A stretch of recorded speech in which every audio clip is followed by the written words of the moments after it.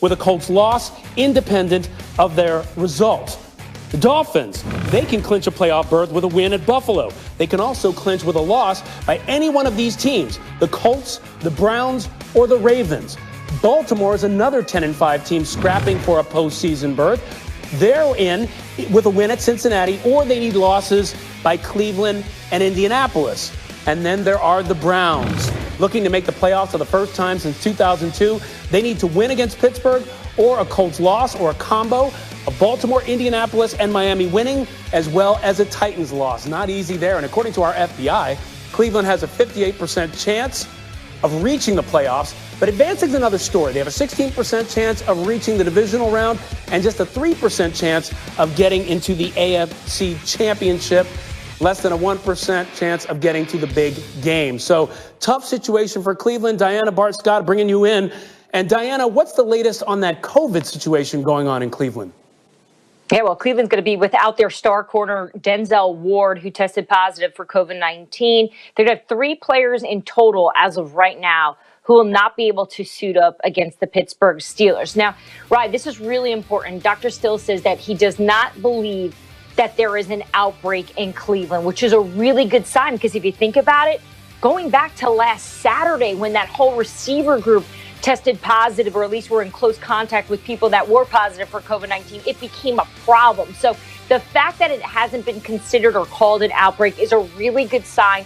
The facility was closed yesterday. They're going to try to reopen it today. We're going to know some more information later today once Cleveland gets in their building and makes those decisions. Remember, this morning between 5 and 5:45, that's usually when the players and the coaches are showing up to those trailers to get tested for COVID-19. So hopefully, for the Browns' sake, who are trying to make the playoffs for the first time in 17 years, no other players will test positive for COVID-19. We'll know more later, though, right? Okay, so maybe some good news there. Rob Ninkovich joining us now. Bart, though, I want to start with you. Are the Browns in big trouble heading into Sunday, given this COVID situation?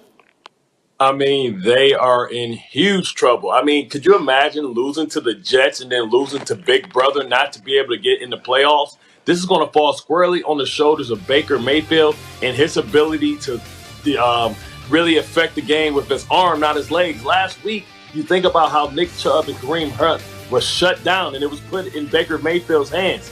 And listen, this is going to be huge for him in terms of him getting his 5th-year option picked up. Baker's going to have to show up, and he's going to have to show that he's a franchise quarterback. If not, there's going to be questions in Cleveland. And how is this? You let a man come off the toilet the week before and beat you, and then you come down and you lose to the Jets, and then you lose to Big Brother. The dog pound must feel like they're cursed.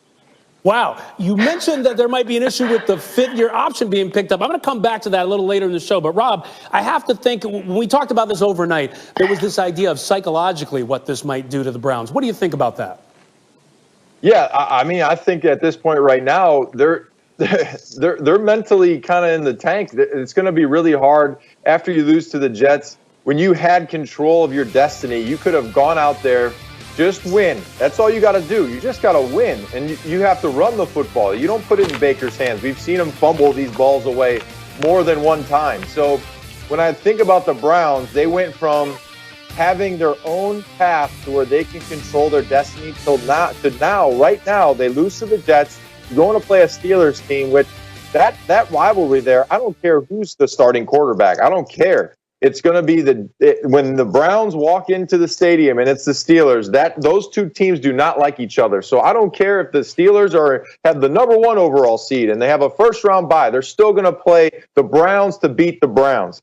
So I think at this point right now, they're treading water. And when you have a letdown like they did against the Jets, and you put it in Baker's hands and he's not able to come through, he's thinking about that. I can guarantee you that going into this football game. So if he loses this game and they're out of the playoffs, they're not giving him that 5th-year option. See you later, man.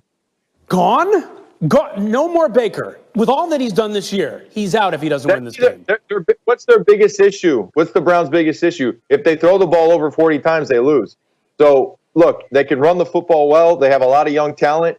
But at the end of the day, these are all tests. And the NFL is all about what can you do for me now, and he's not getting it done. Bart, is that how you feel? He is out if he loses this game? Listen, we talk about, Sam Darnold, we talk about Josh Rosen, we talk about all these quarterbacks that came in that class. Baker Mayfield has been given everything that he needs to succeed. A top offensive line, a good defense, two great tackles, two great tight ends, the best running back tandem in the game. If you can't get it done then when can you get it done? Because the rest of the teams in the division have been traditionally better ran organizations. He comes up small in the big moments, and he's going to have to prove his worth. Because if I can't get to the playoffs with this roster, what am I going to give him $35 million for a year? Because that's going to take some of those weapons away. So he's going to have to prove that he can do more with less, because right now he's doing less with more. I can't even imagine it. When you think about where we were this time last year, but still, when you think about where we were last year, the Browns going 10-6 behind Baker would have been like, really, what a success. And now we're talking about if he loses, he could be out. That is amazing. I want to keep it in the AFC, and let's now talk about the Dolphins, because they took what seems like a huge blow on Thursday afternoon when Ryan Fitzpatrick was placed on the reserve COVID-19 list. Now, Fitzpatrick is going to miss Sunday's season finale against Buffalo after testing positive. That's according to ESPN and reports. Now, with Ryan Fitzpatrick out in what's a critical game for Miami, the responsibility is now going to fall on Tua Tagovailoa's shoulders. And while Fitzpatrick may have better numbers in his 7 starts this season, Tua has gone 6-2 in his starts this season. Of course, they've had that starter reliever thing going. And so, Diana, what more can you tell us about the Dolphins situation?